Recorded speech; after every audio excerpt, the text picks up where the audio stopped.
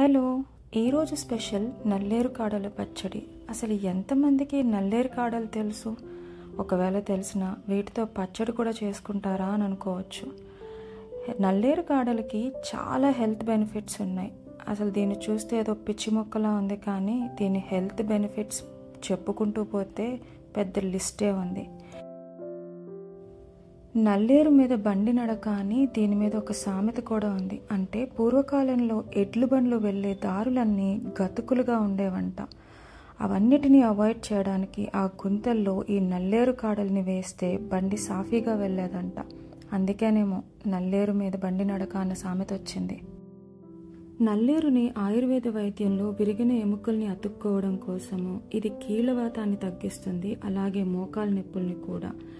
దీన్ని బాడీలో ఉన్న ఇన్ఫ్లమేషన్ని తగ్గించుకోవడం కోసం ఇలా అట్లీస్ట్ వారానికి ఒక్కసారో 2 సార్లు నల్లేరు పచ్చడి చేసుకునో లేదా నల్లేరు పులుసును పెట్టుకుని చేసుకుని తినడం వల్ల చాలా ప్రయోజనాలు ఉన్నాయి.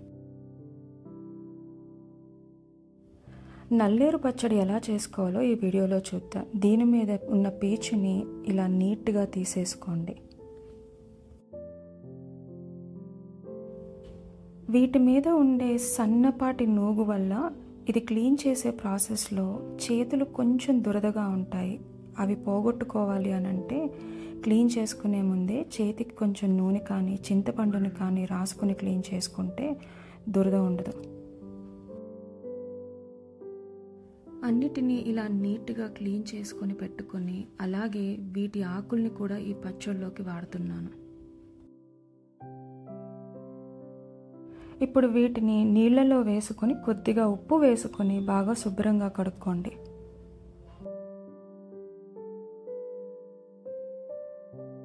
ఇప్పుడు స్టవ్ మీద ఒక మూకుడు పెట్టుకొని అందులో సరిపడా నూనెను వేసుకొని 1 స్పూన్ ఆవాలు, జీలకర్ర, మినప్పప్పు, 2 స్పూన్ల ధనియాలు వేసుకుని 1 నిమిషం పాటు వేగిన తర్వాత ఇందులోనే ఒక 10 ఎండుమిరపకాయలు, కొద్దిగా కరివేపాకును కూడా యాడ్ చేసుకుంటున్నాను.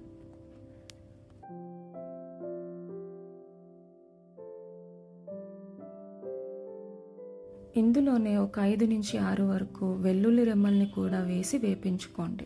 నేను మర్చిపోయాను, తర్వాత క్లిప్లో యాడ్ చేశాను.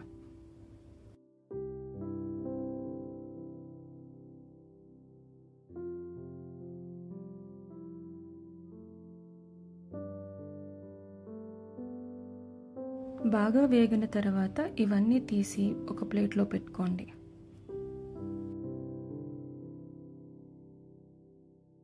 ఇప్పుడు అదే మూకిళ్ళలో ఇంకొంచెం నూనెని వేసుకొని కడిగి శుభ్రంగా పెట్టుకున్న నల్లేరు కాడల్ని కూడా వేసుకొని ఒక 5 నిమిషాల పాటు కొంచెం రంగు మారే వరకు వేపించుకోండి.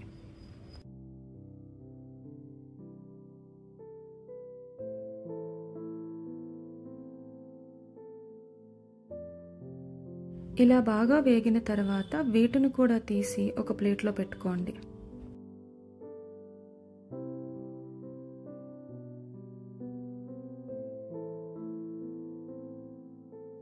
ఇదే మూకిడ్లో 1 స్పూన్ చింతపండు పేస్ట్ని యాడ్ చేసుకుని నల్లేరు కాడల్ని ఆ పేస్ట్లో 1-2 నిమిషాల పాటు బాగా వేగనివ్వండి.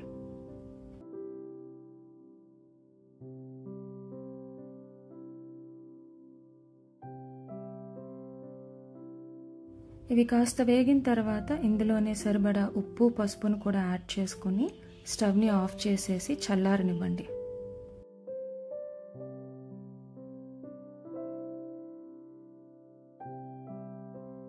మనం ముందుగా వేపించి పెట్టుకున్న ధనియాలు, ఎండుమిరపకాయలని ఒక మిక్సీ జార్లోకి తీసుకుని మెత్తని పొడిలాగా చేసుకోండి.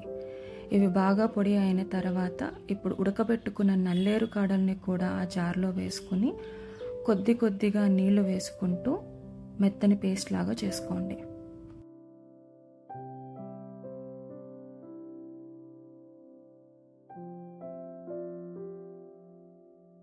మీరు కావాలి అంటే ఇందులోనే ఉల్లిపాయల్ని చిన్న ముక్కలుగా కట్ చేసుకొని అన్నం తినే ముందు కలుపుకొని తినొచ్చు. అంతే, నల్లేరు కాడల పచ్చడి రెడీ. ఇందులోనే కొద్దిగా నెయ్యి వేసుకొని తింటే టేస్ట్ అదిరిపోయింది. మీరు కూడా ఒకసారి ట్రై చేసి ఎలా ఉందో కమెంట్ బాక్స్లో చెప్పండి. ఇంకా తెలుసుగా ఏం చేయాలో? అదేనండి, కొంచెం లైక్ చేసి చాలా షేర్ చేసి ఒక్కసారి సబ్స్క్రైబ్ చేసుకోండి.